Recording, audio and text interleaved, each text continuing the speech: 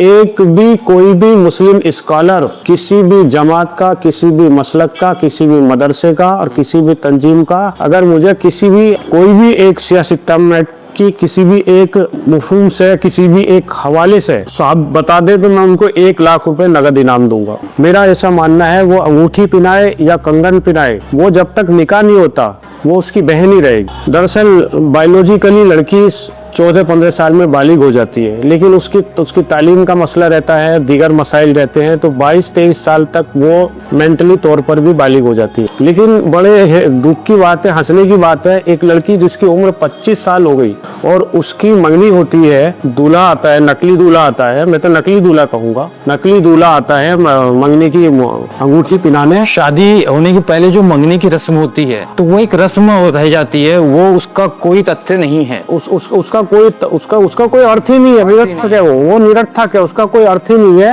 दूल्हा आता है और उसके बाद फिर बीच में एक मीटिंग रखते हैं और 1 साल के बाद शादी की तारीख रखते हैं। ये समझ से परे है।